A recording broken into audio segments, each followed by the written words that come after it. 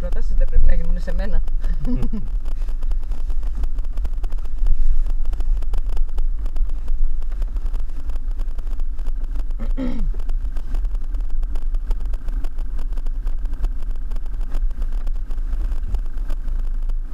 Και μόλις λίγα μέτρα πριν την άσφαλτο, ο δρόμος δεν περνάει.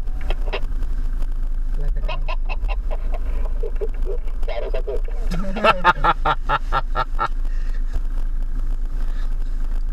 Χρήστο, σου δείχνω τα μπουτάκια μου, δεν έχεις καταλάβει, έτσι. Με πρόλαβες, πήγα να πω ότι είσαι αγόρια πολλά γούστα. Ευτυχώς που έχω τη Γεωργιά μου και με καθοδηγεί. Η γυναίκα του Φραγκίσκου άναβε τη λέγεται. Όπα. Τι βρήκε σε κενό. Όχι, όχι, δεν βρήκαμε πουθενά, ευτυχώς. Σκέψου να μην την είχα. Τι καλά που θα ήταν. Ξέρεις τι πήγα να πάθω τώρα, έτσι. Βγαίνοντας στην άσφαλτο με πάρα πολύ προσοχή, γιατί είναι πέταλο, πάρα πολύ προσοχή. Πήγα να κολλήσω, γιατί ήμουν πισωκίνητος και ο ένας τροχός μου ήταν στον αέρα. Προσοχή, γιατί είναι πέταλο και μπορεί να ανεβαίνει από εκείνη με τα ζήτια.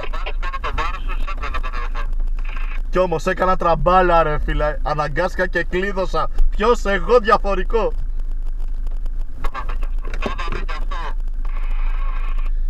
Ντροπή και θλίψη. Γεωργία!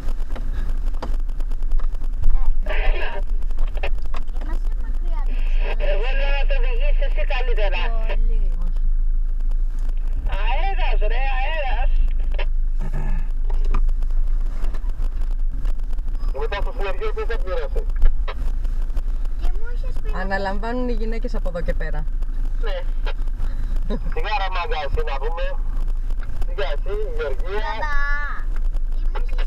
Κυρία Βάσο, όλες είσαστε αλήθινοι που λέμε.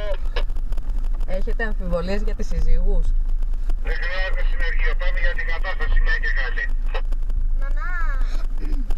Εμένα με έχουν μάθει, είμαστε με το που το βλέπουν λέει τι έκανε η Γεωργία πάλι. Μπαμπά! Ναι. Τι μας είπες να πας εκεί για Λευτέρη? Τη χαρά του Φανιά πάμε λίγο πιο γρήγορα τώρα. Τη χαρά του Φαναρτζή λέει η Γεωργία. Περίμενε λίγο, γιατί... Οι στατιστικές πάντως λένε ότι οι γυναίκες οδηγούν καλύτερα από τους άντρες. Προσέξτε λίγο όταν το γίνεται από κάτω. Ειδικά αυτές που είναι μορφωμένες.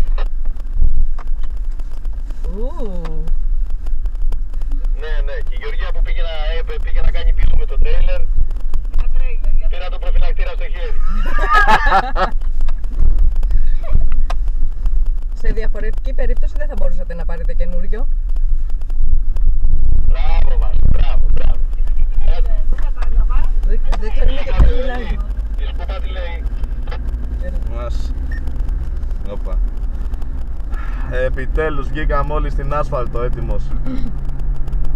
Επιτέλους, τα κόρτα, αφού ήταν με το